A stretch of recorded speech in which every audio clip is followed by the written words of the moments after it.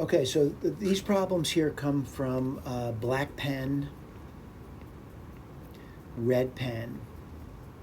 He's a YouTuber. He creates interesting videos, by the way. He's a very enthusiastic teacher. I'm glad to see other teachers teach, not only just for the students, but for other teachers to watch, by the way. So there's a variety of teachers out there. Some are better than others. The most important thing, though, is that to be enthusiastic in your studies. And certainly Black Pen, Red Pen is very enthusiastic about the study of the subject. All right? Now, certainly he's teaching at a level that's appropriate for a large number of students entering into, high school level, beginning college level mathematics. He has a variety of subjects out there that he does, and all up to differential equations, I believe. So what I'm going to claim over here is that how do people come up with problems like these over here? And for the most part, I hate to say this, most things, and what I did here was I just copied his problems, by the way. And if someone thinks these are unique problems, they're kidding themselves. There's nothing unique about these problems over here. Someone says, well, how do you invent a problem like this? You could just do on your own. You could write down 2x minus 7, and then you could write down 5x plus 9. You could multiply it out, and what do you get over there? 10x squared plus 18x minus 35x minus 63. And then you'd write down 10x squared. Let's see, what would you get there? Let's see, 17, right? Minus 63. So then someone says, oh, what do they do then? Oh, they erase this over here. You don't see what they did over here. And then they would say to students, factor it. But there's nothing unique about what I just did over here. Now you can take, a variety of numbers, including crazy numbers.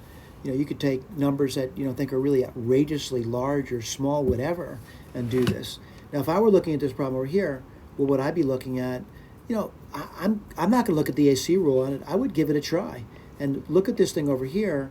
I would say, 10. I might say, 2 and 5 might work out. Looking at 63, I might say, 9 times 7 might work out. Right? Now, someone says, why do you always go towards those numbers? I like to start with small numbers. So I'll put this down for you. I'll put down 2x and 5x. That certainly gives me 10x squared. Look at this 63. I don't know if I'm completely closed. I can put it anywhere I like. Let me just put it over here. I'll put 9 and I'll put 7 over here. I know 7 times 9 is 63, by the way. I'm looking at this thing over here. And let me write this down. It looks like this over here. And someone says, I wonder if this works. I don't know. Let me try it. So what do you get over here? 10x squared minus 18x.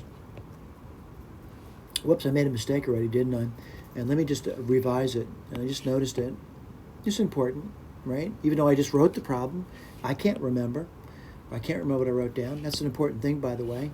I didn't pay much attention when I was writing down. I just kind of put some integers down, finger numbers, and I wrote something down incorrect over here. Let me change it, though. And let's see. I'm going to write this over here now. Sorry about that. Let me start again. So 2x times 5x is 10x squared. Bingo, that worked. What do you get over here? 18x. And then minus 35x.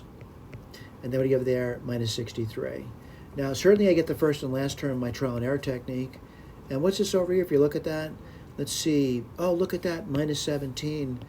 All right? So again, how do people write problems like this? They start with something like 7x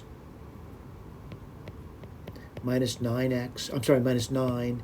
Then they put 9x minus 7. They multiply it out. They get 63x squared minus 49x minus 81x plus 63, where they get 63x squared minus, well, let's do that. That's 130, right? And what do you get in the end? Plus 63. Again, what do they do now? They erase. And then what the other student do? They tell them to factor it. That's all they're doing. There's nothing unique about the problem sets. All right? However, someone's going to say, there seems to be recurring numbers in the problem set, and the reason for that, they tend to use small numbers, like in the multiplication tables, like you're doing, maybe 1 through 13 or something, all right? That's about it. So there's no magic over here. However, I do appreciate the fact that someone does write up problem sets I do it all the time, by the way. I look at people's problem sets. Say, it looks like a good problem set. Let me give it a try. Does it save me time? It sure does. All right. Do I still have to put time and effort to do it? I do. Thank you.